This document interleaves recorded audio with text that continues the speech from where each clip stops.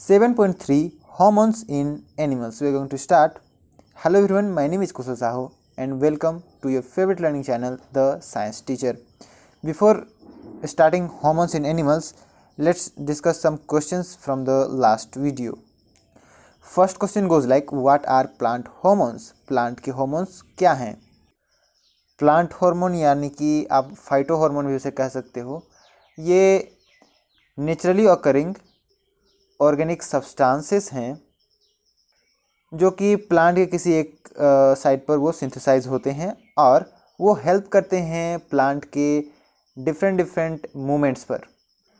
5 major type of यहाँ पर plant hormones हैं: auxin, gibberellin, cytokinin, abscisic acid और इथिलीन। ऑलराइट, क्वेश्चन नंबर 2 पर आते हैं। How is the movement of leaves of the sensitive plant different from movements of shoot toward light? Sensitive plant का movement और जो plant के shoot होते हैं उसका लाइट की ओर मूवमेंट में क्या डिफरेंट यहाँ पर सर्कमस्टांसेस है। तो जो मूवमेंट लीफ का होता है सेंसिटिव प्लांट्स पर, और वैसा प्लांट जो मिसुमा पुदिका यानी कि टच मी नॉट, वो वाले जो प्लांट होते हैं छुई मी वाला, ये मूवमेंट जो है ग्रोथ से इंडिपेंडेंट है। ये ग्रोथ वाले मूवमेंट नहीं है। ये रिस्पॉन्स करते हैं, कोई टच करता है तो उसके मूवमेंट वहाँ उसी टच की वजह से होते हैं। और शूट का जो मूवमेंट है लाइट की ओर, वो फोटोट्रोपिज्म की वजह से होता है, जो कि एक डायरेक्शनल मूव है और ग्रोथ डिपेंडेंट है। इसी की वजह से ये दोनों डिफर करते हैं। क्वेश्चन नंबर 3 में आते हैं। Give an example of a plant hormone that promotes growth. तो ग्रोथ को प्रमोट करने वाले हार्मोन्स का हमने अभी यहाँ पर जिक्र किया है प्लांट हार्मोन में। यहाँ ऊपर में भी होगा। ऑक्सिन जो है वो ग्रोथ वाला में हेल्प करता है। यहाँ है, आप देख सकते हो, ऑक्सिन डिफ्यूजेस टुवर्ड, तो ये जो है ग्रोथ में हेल्प करता है, ग्रोथ को प्रमोट करता है।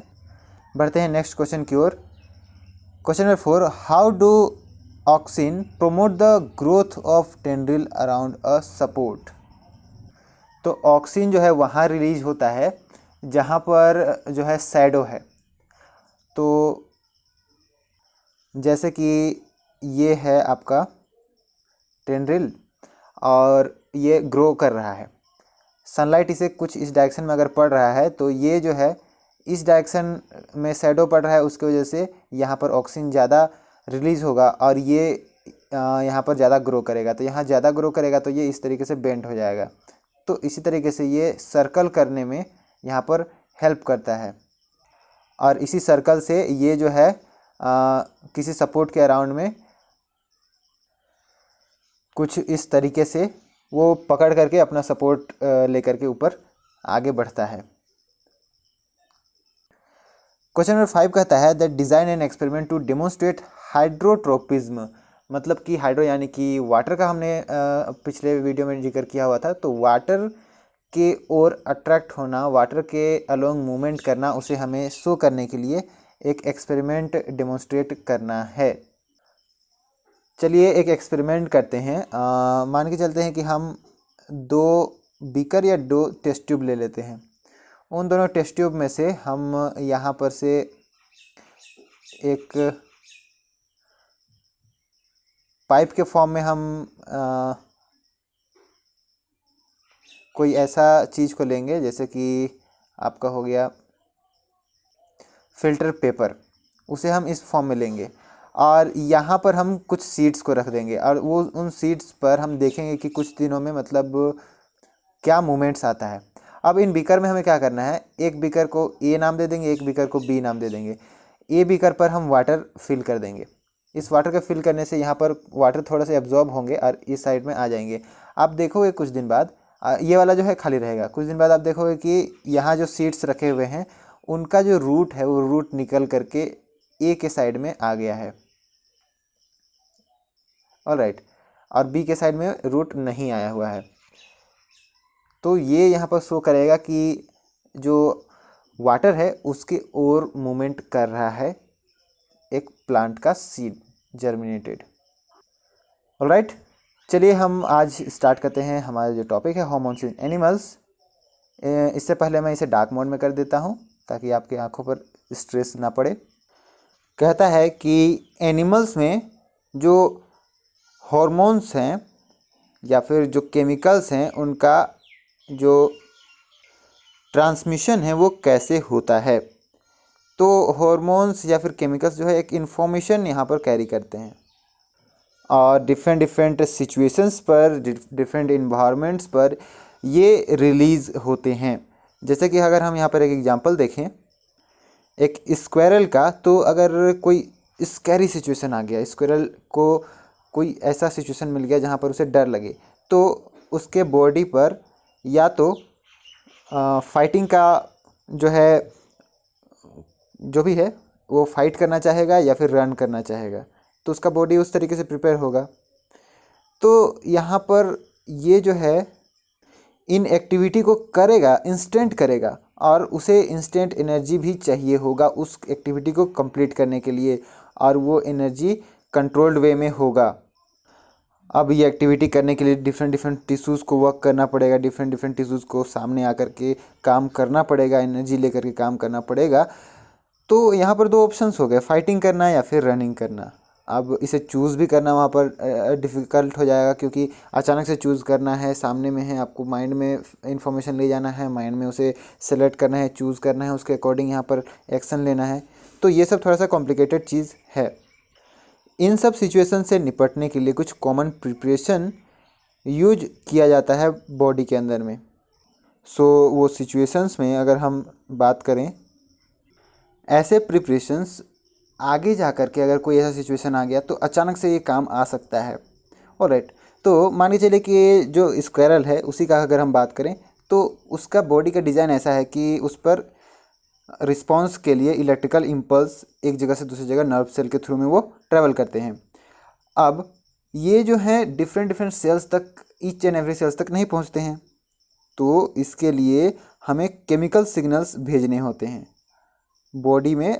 ये रिलीज़ होगा और डिफरेंट पार्ट्स पर वो पहुंच भी जाएगा। तो इसे हम कहते हैं हार्मोन। ऐसा जो है बहुत एनिमल्स यूज़ करते हैं, ह्यूमंस भी यूज़ करते हैं।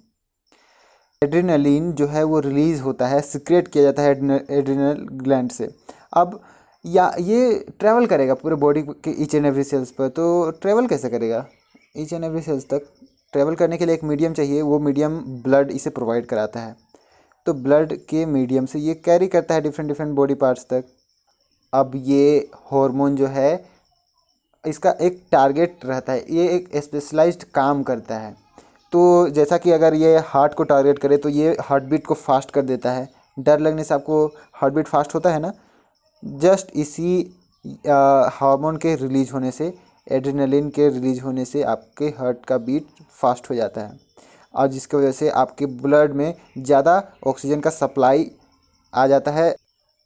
ब्लड जो है वो स्केलेटल मसल्स, यानी कि ऐसे मसल्स जो कि हड्डी से जुड़े हुए हैं, मूवमेंट का काम करते हैं, उन पर ज़्यादा हो जाएगा। तो स्मॉल इंटेस्टाइन्स या फिर आपका जो डाइजेस्टिव सिस्टम है वहाँ उनका कंसंट्रेशन कम हो जाएगा, और ये ज़्यादा ब्लड काम करने लगेंगे किनके लिए? स्केलेटल मसल्स के लिए। अब ब्रीदिंग रेट भी बढ़ जाता है इसके बाद में। क्योंकि यहाँ जो डायफ्राम है जिसके वजह से यहाँ पर वो सक्शन होता है, और ये जो रिब मसल्स हैं ये भी कॉन्ट्रैक्ट करने लगेंगे फास्ट। ये सब जो होगा, ये सब बॉडी को यहाँ पर ऐसा सिचुएशन प्रोवाइड करेगा जो कि रिस्पॉन्स करे किसी भी मूवमेंट, नेक्स्ट मूवमेंट के लिए।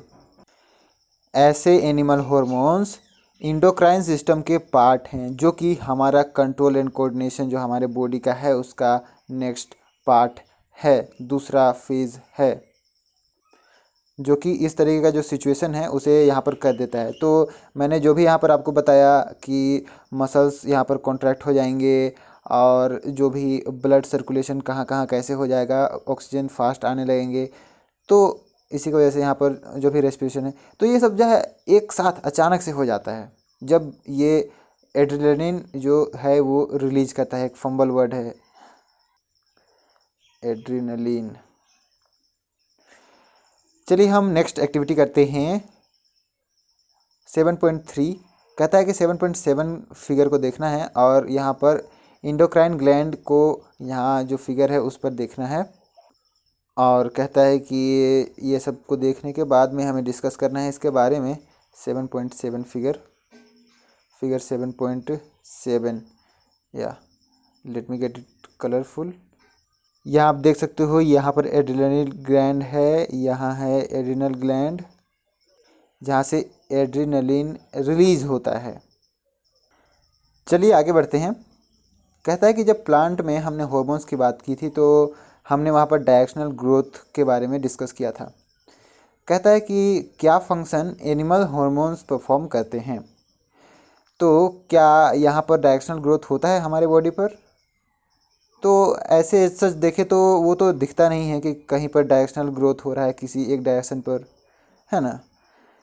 लाइट या ग्रेविटी के अगेंस्ट, या फिर लाइट के अगेंस्ट, या फिर लाइट के अलोंग, या ग्रेविटी के अलोंग नहीं होता है।